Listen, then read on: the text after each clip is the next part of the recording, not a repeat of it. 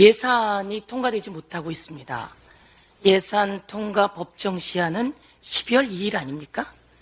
예산이 국회에서 통과되지 못하면 이에 대해 어마어마한 비판의 기사들이 쏟아지고 정부에 대한 비판이 있어야 하는데 그런 내용을 잘 볼 수가 없습니다.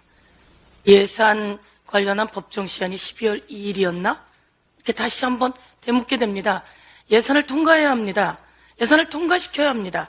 그런데 예산을 통과시키자고 야당이 누누이 계속 이야기하는데 여당이 오히려 예산 통과에 발목을 잡고 있습니다. 국회를 열지 않으려고 하고 있습니다. 국힘당은 예산을 통과시키지 않을 그럴 힘이 없습니다. 이것은 용산에서 허락을 하지 않기 때문 아닙니까? 용산 대통령이 예산 빨리 통과시키라고 해야 되는 거 아닙니까?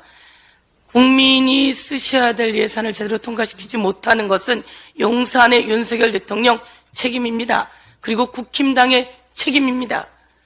국힘당 그리고 용산이 내놓은 정부의 예산안에는 청년 예산들이 다 빠져 있습니다.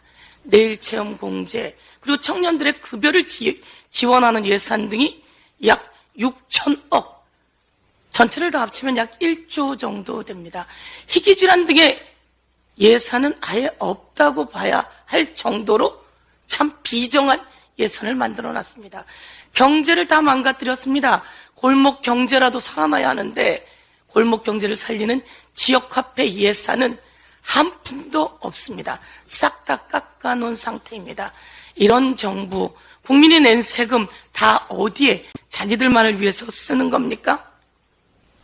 이런 예산을 통과시켜야 되는데 그동안 이동관 방탄을 한 국힘당이 이번에는 김건희 특검을 방탄하려고 나서고 있습니다.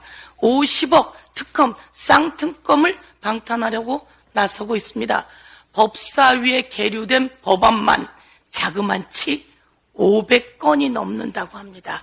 이래서 되겠습니까? 정부 여당이 국힘당이 이러려고 법사위 가져간 겁니까?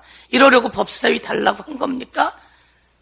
자그마치 500건이 계류되고 있는 것에 대해서 강하게 질타하면서 법사위 빨리 열어서 주요한 법안들 통과시켜야 된다 이렇게 말씀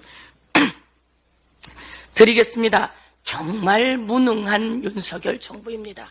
보수는 유능하다고 그렇게 떠들어댔습니까? 그런데 보수, 윤석열 정부는 제대로 된 합리적인 보수도 아니고 무능하기 짝이 없는 정부입니다. 경제 다 망가뜨려 놓고 그리고 방통위원장으로 언론 장악하고 언론 입막음 하려던 이동관 탄핵시키려 했더니 도주했습니다. 이런 상태에서 새로운 개각이라며 장관들 명단을 발표했습니다. 경제를 망가뜨린 추경호 장관 지역구 나간다고 떠났습니다. 그런데 그 뒤를 잇는 최상목 당시 용산 경제수석이었죠. 그리고 탈중국을 외치던 사람 아닙니까? 그래서 이 경제를 망가뜨리는데 가장 주요한 역할을 했던 사람 아닙니까? 이렇게 지금 다시 내놓은 면면은 무능하기 짝이 없습니다. 그리고 양평 고속도로 문제 어디 갔습니까? 양평 고속도로 관련해서 그렇게 김건희 처가를 방어하던 원희룡 장관은 또 도주하고 있습니다. 정청래 의원이 방송을 틀었는데요. 원희룡 장관에게 정광훈 목사가 주도하는 집회에 갔다 이렇게 얘기를 했더니 정광훈 만난 적 없다 이렇게 얘기를 했습니다. 그런데 바로 거짓말인 게 드러났죠. 정광훈이 있는 방까지 찾아가고 거기서 정광훈을 만나는 모습이 드러났습니다. 이거 총선 출마하려고 하면 바로 허위사실 유포에 해당됩니다. 거짓말이 바로 드러났어요. 참으로 안타깝다 이렇게 말씀드리고요. 서울의 봄이, 영화 서울의 봄이 관객수 500만을 넘었다고 합니다. 주로 관객이 2030 사람들이라고 합니다. 서울의 봄을 보면서 그 당시 저렇게 쉽게 쿠데타가 있었고 그것이 용인되었나. 그때 용인했던 성공한 쿠데타는 처벌할 수 없다고 했던 당시 검찰 주역들이 국힘당 국회의원들을 했습니다. 그 서울의 봄을 꼭 보십시오. 서울의 봄을 보면 현재 윤석열 정권과 이렇게 데자뷰가 될 수 없다.